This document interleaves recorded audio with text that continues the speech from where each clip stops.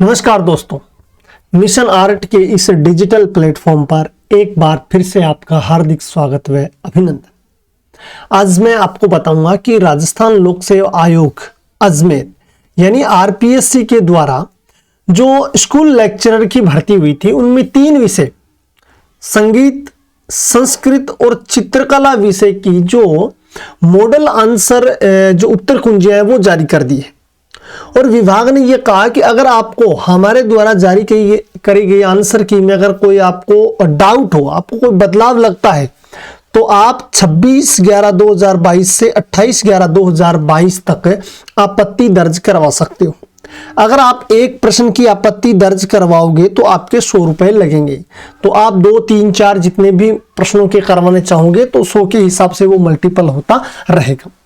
अब इसका क्या फायदा है? इसका फायदा ये रहता है कि जैसे मान लो कोई विद्यार्थी है जो मतलब 1 नंबर से फाइनल मेरिट से क्या होता है, बाहर होता है, और उसको लगता है कि भाई ये प्रश्न तो विभाग ने क्या है मतलब गलत मान लिया है और अपने पास प्रूफ है, लेकिन मॉड्यूल आंसर की के बाद उन्होंने फाइनल आंसर की में उसका उत्तर चेंज नहीं किया।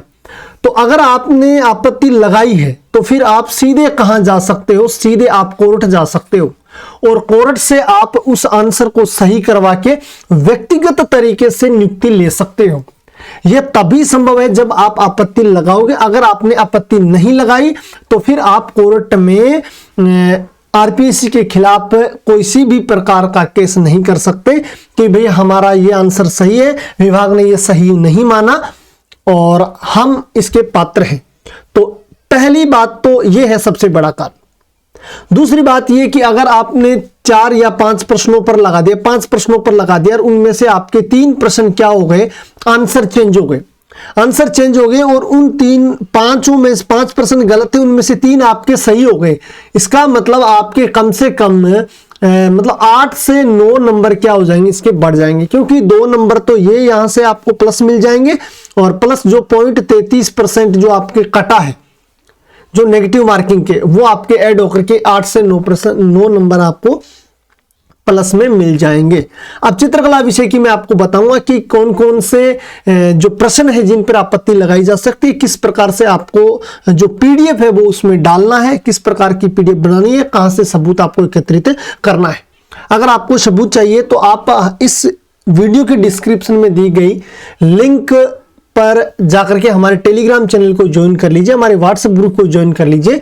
वहां पर आपको इन प्रश्नों की पीडीएफ है जो प्राप्त करवा दी जाएगी या उपलब्ध करवा दी जाएगी। तो देखते हैं चित्रकला विषय में किन किन प्रश्नों पर आपत्ति लगाई जा सकती है और क्या इनके कारण रहते हैं।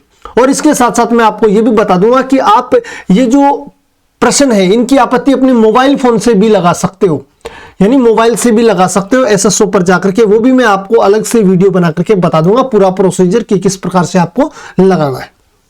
तो चलते हैं किन प्रश्नों पर आपत्ति लगेगी वो देखते हैं।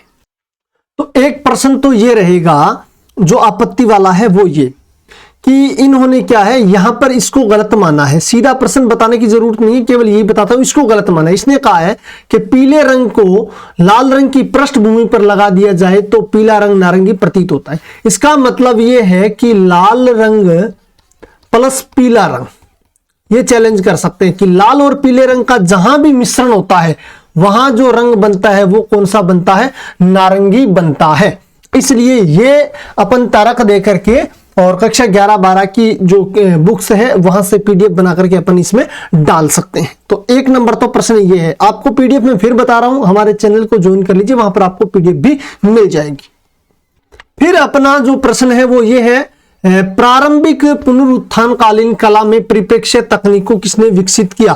तो इन्होंने क्या माना है, मासाचू माना है, जबकि अपने जो सिलेबस है उसको ये हवाला देना है कि आउट ऑफ सिलेबस, ये लिखना है आउट ऑफ सिलेबस, सिलेबस डाल करके सिलेबस की पीडीएफ डाल देनी है और हवाला ये देना है कि अपने केवल क्या लगता है, हमारे केवल हाई रेनेसा लगता है, यानी उच्च पुनर्जागरण लगता है। और उच्च पुनर्जागरण के 3 ही कलाकार हैं जिसमें क्या है, मासाचो शामिल नहीं है। इसलिए ये सिलेबस, ये जो प्रश्न है हमारा आउट ऑफ सिलेबस है, इसको क्या किया जाए, डिलीट किया जाए। इसके लिए आप बोलोगे इसको क्या किया जाए, इस प्रश्न को डिलीट किया जाए। एक जो प्रश्न है वो ये रहेगा निम्नलिखित में से छापा कलाकार, ग्राफिक कलाकार के तौर पर कौन प्रसिद्ध है? तो इनमें बात करें तो अपने ज्योति भट्ट हैं, वो बिल्कुल से हैं। प्रेम सिंह है, ये भी है, और अनुपम सूद है, ये भी है। जबकि ये जो हिम्मत शाह है ना, ये क्या है? ये मूर्तिकार है, ये मूर्तिकार है। तो इसका आंसर चेंज करवाने के लिए लगवाने, क्योंकि उन्होंने आंसर में क्या माना है? अनुपम सूद को माना है। जबकि ज्योति भट्ट जो अपने 2-3 किताबें हैं, एक तो अपने राजस्थान बोर्ड में चलने वाली जो चित्रकला की पुस्तक है, उसमें भी ज्योति भट्ट को क्या बता रखा है? छापाकार बता रखा है। और एक जो राजस्थान के समकालीन कलाकार है, उस पुस्तक में भी इसको क्या है? छापाकार बता रखा है। और ये मुख्य तौर पर क्या थे? छापाकार ही थे। एक प्रश्न और है, वो और मैं आपको बताता हूं। एक ये प्रश्न है, सिस्टाइन चैपल में चित्रित द टेम्पटेशन ऑफ क्राइस्ट नामक कृति किसने बनाई? तो ये माना है सेंड्रो बोत्तिचेली। जबकि सेंड्रो बोत्तिचेली है, ये भी अपने सिलेबस में नहीं है, इसलिए ये क्या है? ये भी आउट ऑफ सिलेबस है। तो ये 3-4 प्रश्न हैं, 4 प्रश्न है मुख्य तौर पर सब्जेक्ट में। उनमें आप ज्यादा से ज्यादा क्या लगाइए? आपत्ति लगाइए, ताकि ज्यादा से ज्यादा आपको क्या मिले? इनका फायदा मिले। अब हम मिलते हैं नेक्स्ट वीडियो में कि हम किस प्रकार से मोबाइल से घर बैठे ही आपत्ति लगा सकते हैं। मैं आपको पूरा प्रोसीजर बताऊंगा। मिलते हैं इसी प्रकार के नई सूचना के साथ। तब तक के लिए वंदे मातरम, जय हिंद, जय भारत।